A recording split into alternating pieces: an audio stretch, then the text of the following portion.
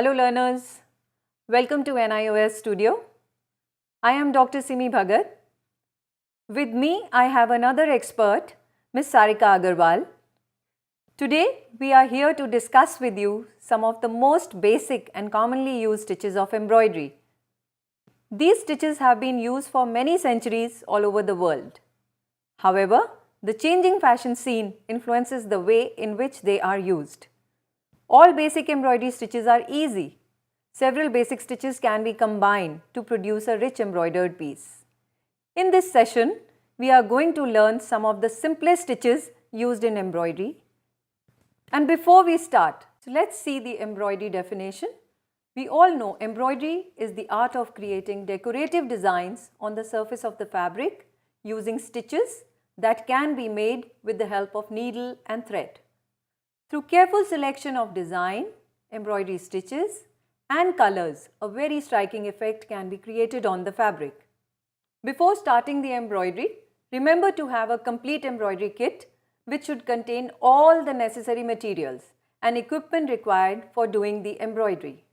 We will decide on the type of fabric on which embroidery has to be done, and it will be dependent on the use for which we are doing the embroidery. There are variety of fabrics which are available in the market. Let us now see what all are required.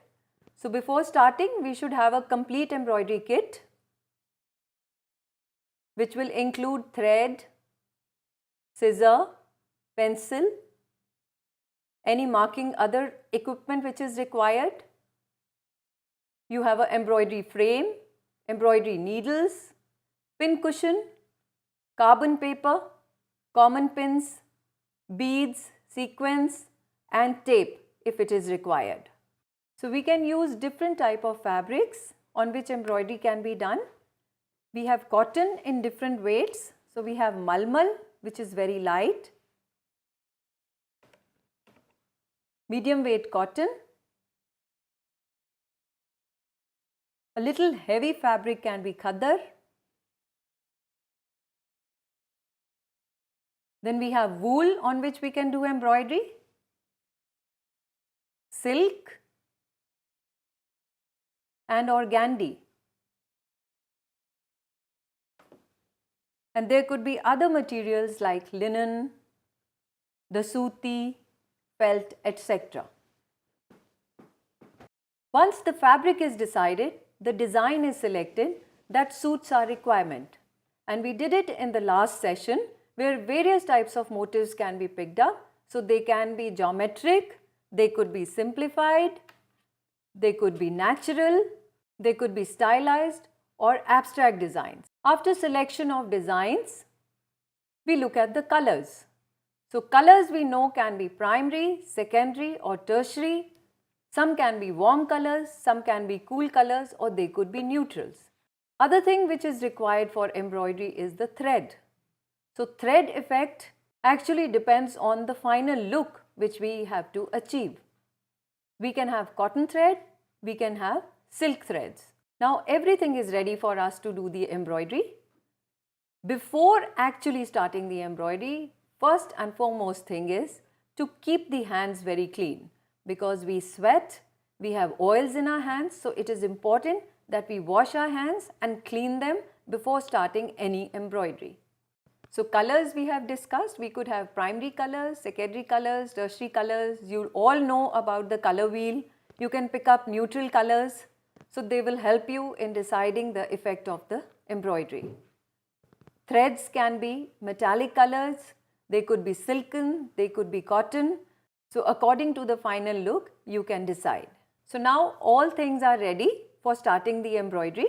So let's see how we begin the embroidery. We never start embroidery with a knot. We have to start embroidery with a back stitch. So let's see, Sarika is going to show us how we start with the embroidery. So we take a design on the fabric and we have put the fabric into a frame. Now I have a needle which has been threaded and there is no knot at the end, as you can see here. So we will take the back stitch on the front side of the fabric only. So we just pick up a yarn from the fabric, pull the thread through and then again just another yarn at the same place. We pick it up and we put the needle through that.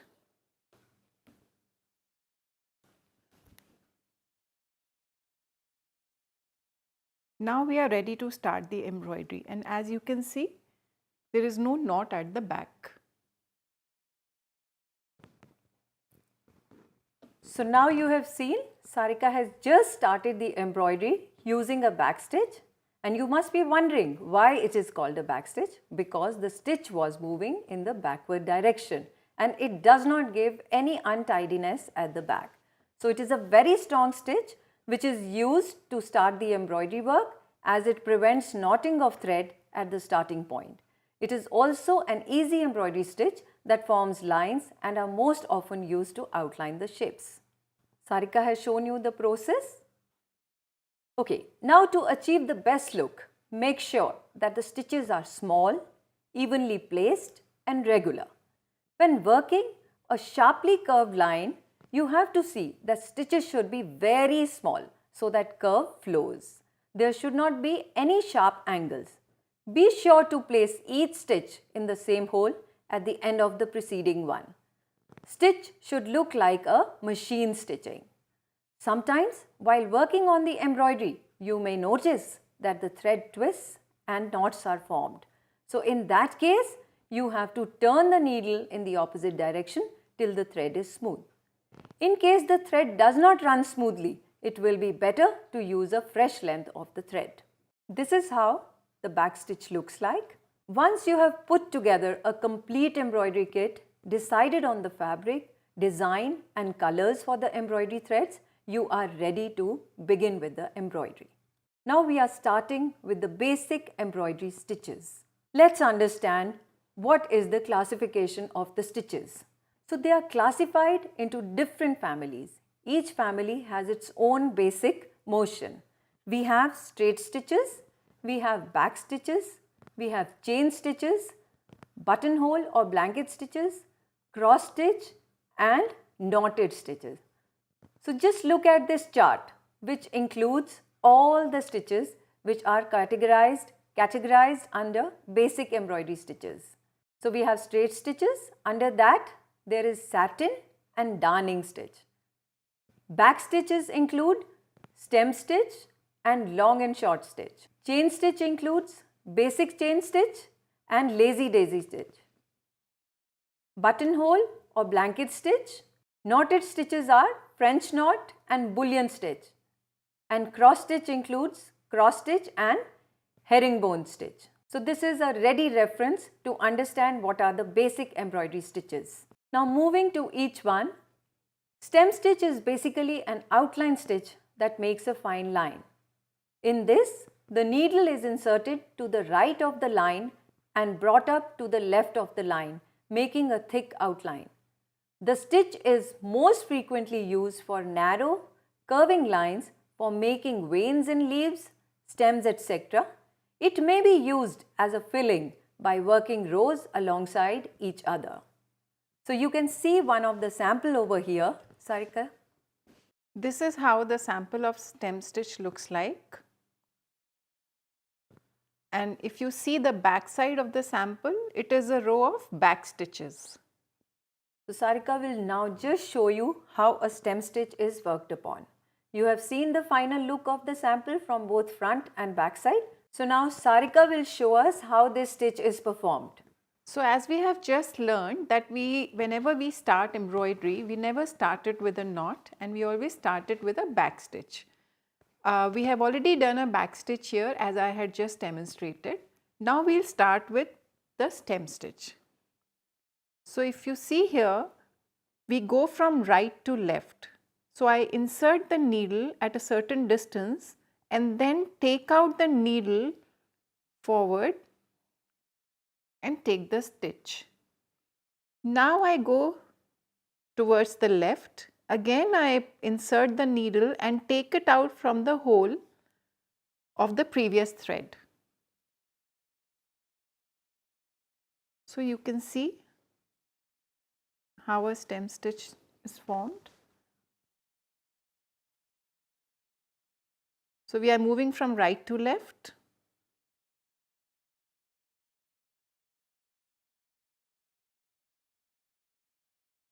Here we have used 3 strands of embroidery thread. You can use a single or a double strand or even more than that, depending upon the kind of look you want.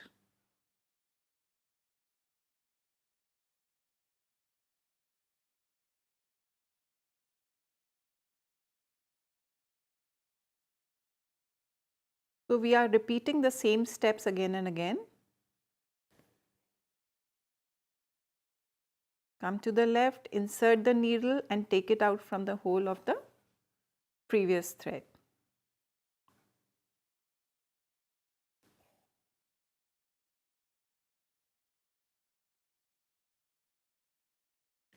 So as you can see, the stem stitch looks like this. You have already seen the look of the final sample.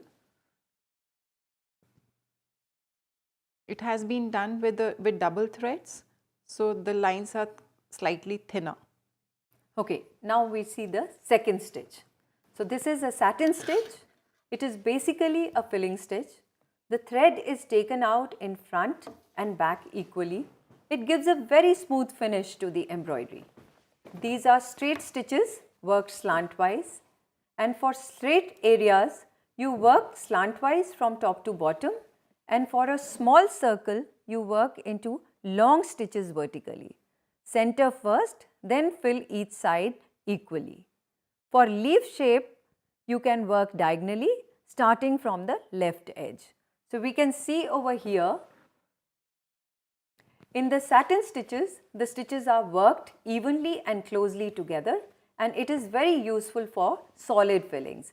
Now I'll request Sarika to show you the demonstration as well as the sample of the satin stitch. So this is the final look of satin stitch. As you can see that the long stitches that can be seen in front can also be seen at the back. Now we will just have a look how it is done. So I have already taken a back stitch to start, and I just take out the needle from the point from where we want to start the embroidery. Now go down on the design lines and then again take out the needle from the very next point in front of the fabric. Don't pull the thread too hard, otherwise it will not give the right effect. Now again, with this thread we take the needle down and bring it up again from the very next yarn.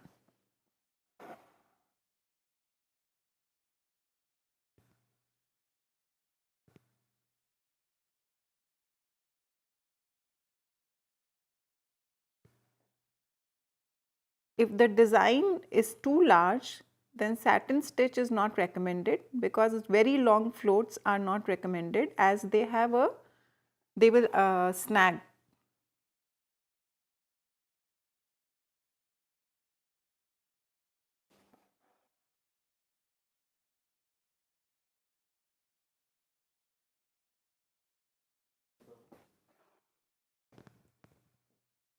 Make sure that the design that is selected for satin stitch, it should not be very large, otherwise the long floats will have a tendency to snag. So we have done one leaf here, and you can see that this is how it comes. This is the front and same back. Okay, so you have seen now how the satin stitch is done. Let's look at the next one. So which is a long and short stitch. This is also in the same category. So it is also used to fill areas in solid and shaded colors. The first row is alternating long and short stitches. The following rows are stitches of equal length which are worked in ends of short and long stitches. Regularity of the following rows depends on the shape to be filled. Here also the needle works equally in front and back of the fabric. So we have to plan the stitches in an area so they fit and fill it naturally and gracefully. It is helpful to mark with pencil the direction of the stitches. So I'll now request Sarika to show you these stitches. You can see how they are to be filled and the final look. So Sarika, can you please show the final sample and how the stitches worked? So this is the final look of the long and short stitch. As you can see that all the stitches are not of the same length here. Some are long and some are short, and so is the name of the stitch. This is the front and this is the back of the sample. Now we will see how it can be made. So I have already taken a back stitch to start the embroidery, and now the first row, as you have been just told, that the first row will be a series of long and short stitch.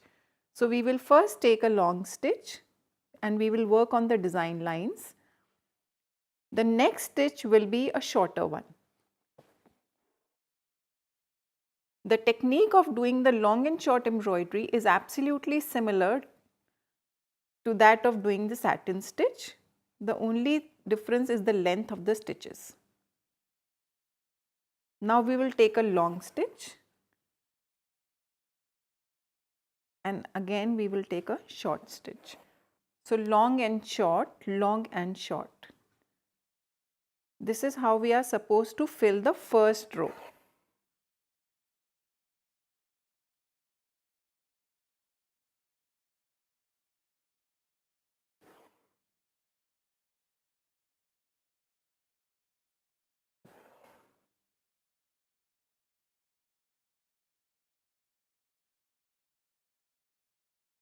Make sure that you work closely, otherwise gaps will be shown in the embroidery.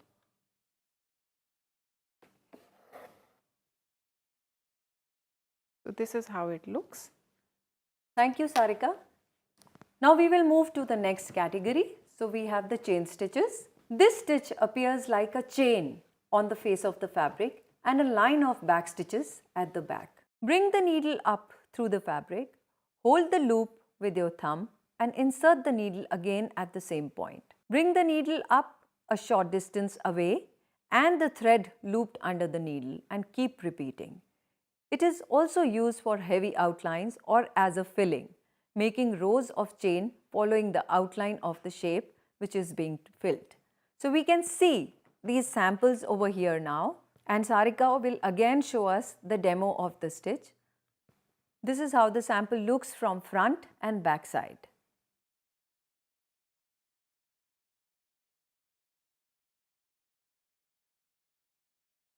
Let's quickly look at the stitch, how it is performed. So we start with a back stitch like any other embroidery. Now keeping the thread forward, we will insert the needle from a point and take it out at a distance which decides the length of the loop. So as you can see, a loop is formed. Now again insert the needle from the same point and take it out in the forward direction. As you can see that the needle passes through the loop which has been formed by the thread.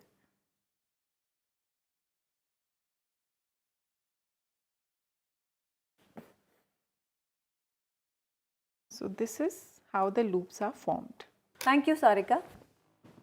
This is a very simple stitch as we have seen. So another one which is very similar to this one is lazy daisy stitch.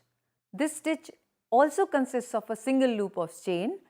Then the continuous chain pattern hence is called the detached chain stitch because it is moving to the next one.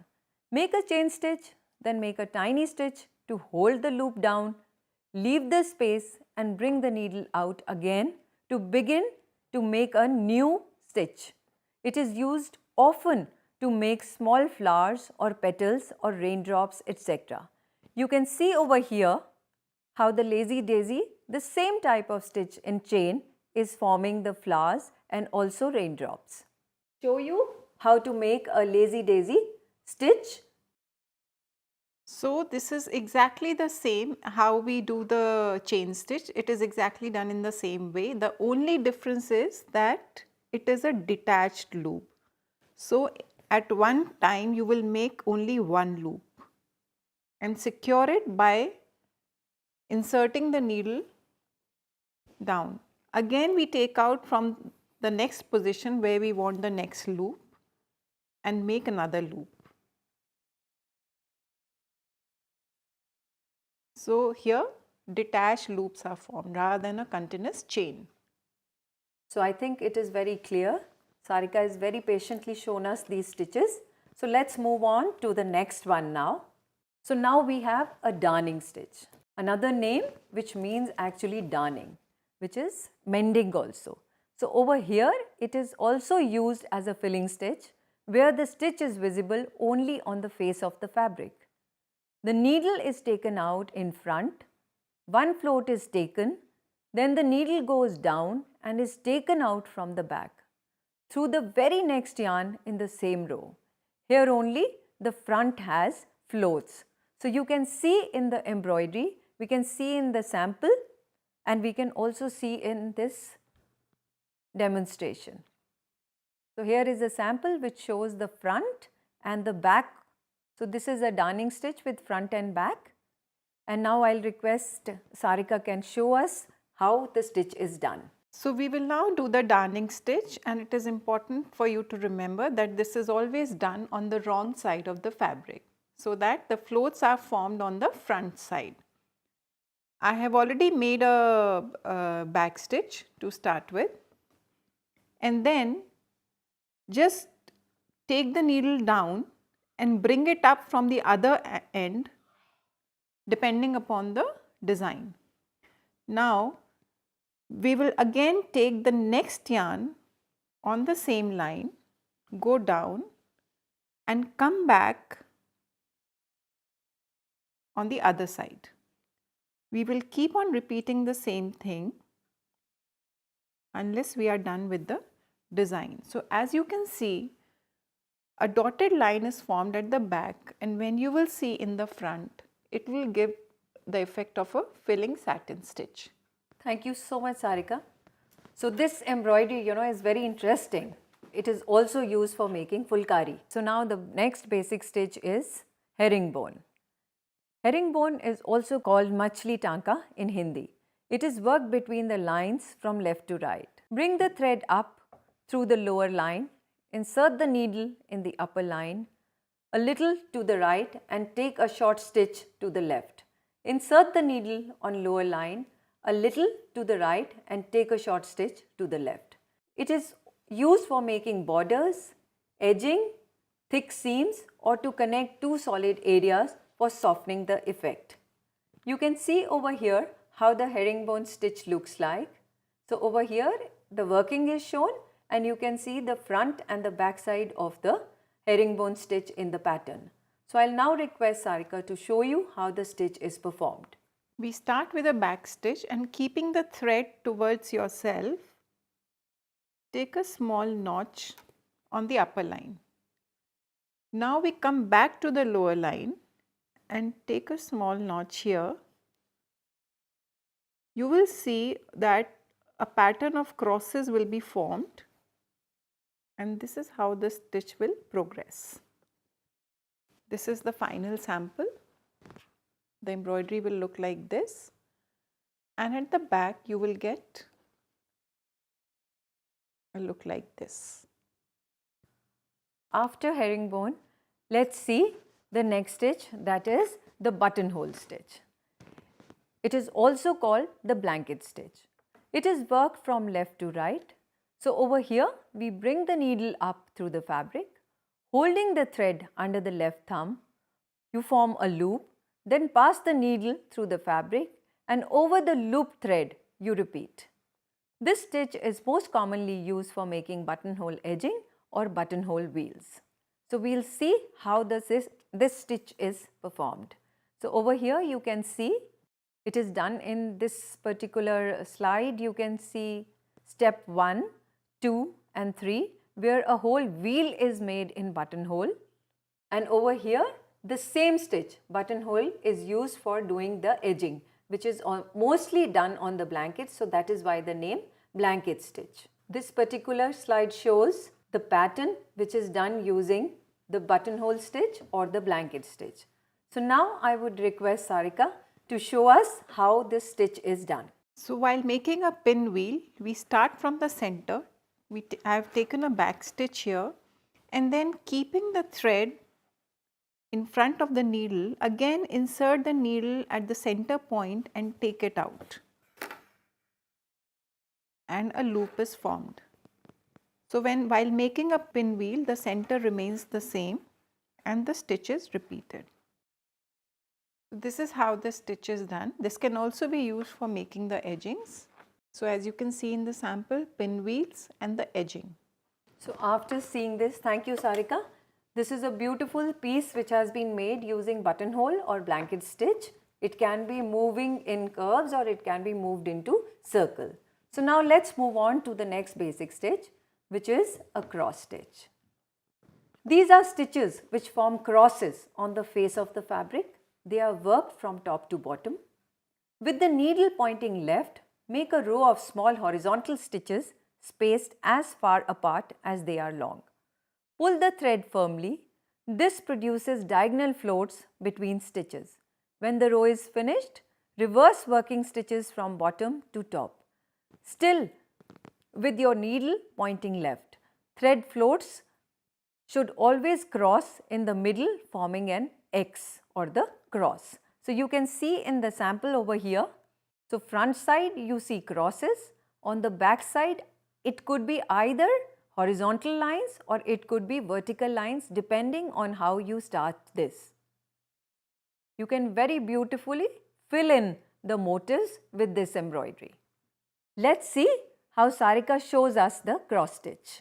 So I have taken a back stitch here.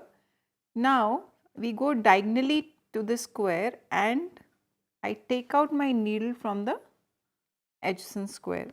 Again we go diagonal, take it out, diagonal from the next square,